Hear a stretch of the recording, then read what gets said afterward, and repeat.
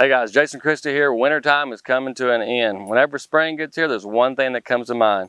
It's spinnerbait fishing. A lot of these fish are coming to the bank, and that's where the spinnerbait excels. Here in my hand, I have the new Cara series. This is the rod that I designed for spinnerbait fishing. It has the right action. Today we're going to go fishing. We're going to throw a spinnerbait. We're going to talk about rods. We're going to talk about why we throw a spinnerbait on the bank, where we're going to throw it, and under what conditions.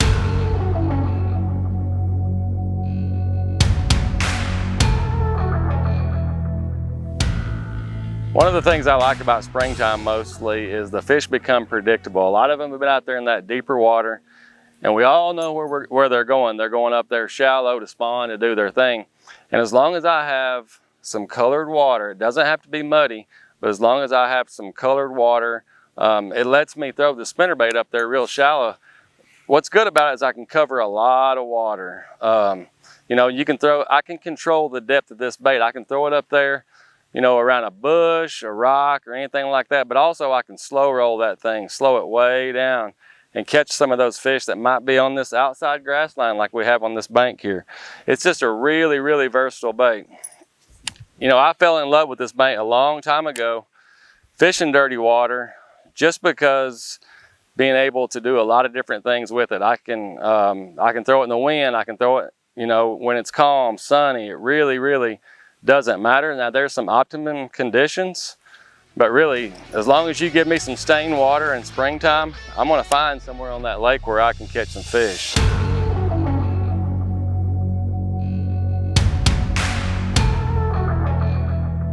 So going down the bank here, you know, you can see we have a lot of targets like these bushes here. That's where a lot of times these fish are gonna be at, and that's where we're gonna target. You know, I wanna throw that spinnerbait past that bush. You know, and depending on the water depth that's gonna depend on how fast I bring the bait. If it's a foot or two, I'm gonna bring it. You know, I want this bait up above them. I don't want it down on the bottom in the mud. And the closer I get to the boat out here, when it starts getting deeper, I'm gonna slow it down. You're gonna see days where these fish might be up there in a foot of water, and then you're gonna see days where they might pull out here, you know, and kind of stage out here a little bit deeper.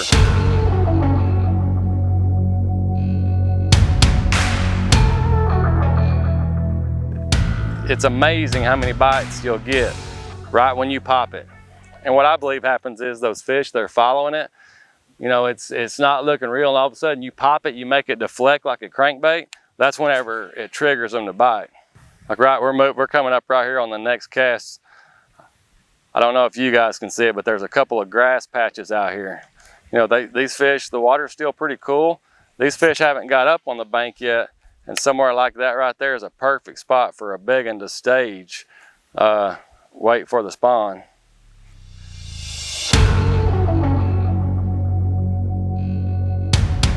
A lot of people fishing a spinnerbait, they struggle when the water's chilly on detecting a bite. And I'll tell you what I do, it's really, really simple. All I do is watch the end of my rod and, you know, feel that this Cara is really, really crisp. So when I'm reeling that bait, you can see that rod tip just a bouncing. And whenever that rod stops bouncing, that's when I set the hook. And what happens is that fish gets it, that blade quits turning, and that's whenever you need to set the hook. There's gonna be some bites, it's gonna be slackline bites, where you're reeling it, the rod stops thumping, and it just goes slack. And then there's gonna be some that's just gonna try to take your arm off. And obviously those are the fun bites. I actually prefer a slackline bite just because I get a better hook set in them. Thanks. Come here, got me the grass. Oh, cold. There's a good one. Right in that grass clump. Coming in to spawn. Oh, black spots and all. See you later, girl. That's fun. But the rod is really, really important. You know, this is a head turner, 610. I don't like a super long rod fishing the bank. And the reason, I want to be able to roll cast around a bush. It has plenty of power to get a big fish out. I've caught 10 pounders on this rod, Lake Fork, places like that, throwing a spinnerbait. It's all about making the right cast. I would rather have a very, very accurate cast than I would a big broomstick in my hand. You know, coming into spring, these fish are going to look for protected areas.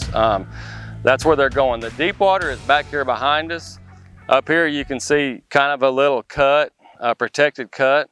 That's where these fish are going to go to spawn. Now, you know, when that water's in the 50s, you can catch these fish on these transition areas kind of on the way in. But when that water gets around 60, right up there is where they're going. Protected areas where they can do their thing. And that's what I'm going to look for, you know, on these lakes, is just areas that are protected, areas that offer a good bottom composition where these fish can spawn. Golly, come here. That's a big one. Look at there. Come here, girl. Look at that. That is a big one, and that's what you get in the spring with a spinnerbait and a little stained water. Fat belly. She's coming up to do her thing. As I was saying before, I was just sitting there watching that tip of that rod shake. A lot of times when this water is in the low 50s, you're not going to feel a crush bite. I just watched that tip. That tip quit thumping. I got her. And even a big fish like that, you know, the Cara head turner, had plenty of power to get her out of the grass and in the boat. When throwing a 3/8 or a ½ ounce covert, I choose the Cara head turner rod. It's just the right rod. It's 6'10". It's strong enough backbone wise to get some of those bigger fish out of the bushes, but yet the tip's light enough that I can detect those light strikes, but also it allows me to control my cast, like roll it up under a dock or a bush or something like that. I like 20 to 22 pound fluorocarbon. I like a slower reel, 5.4, 5.5 does the trick. And then of course the Cara head turner. If the head turner is out of your price point and you want a rod that's similar to that rod, we make a Buku. It's a lower price point. It's the same action. It's 6'10". It's got a lot of backbone, but yet it still has a lighter tip. It's just a lower price point. It's springtime. It's time to get off the couch, get you a Falcon rod, and go throw a spinnerbait.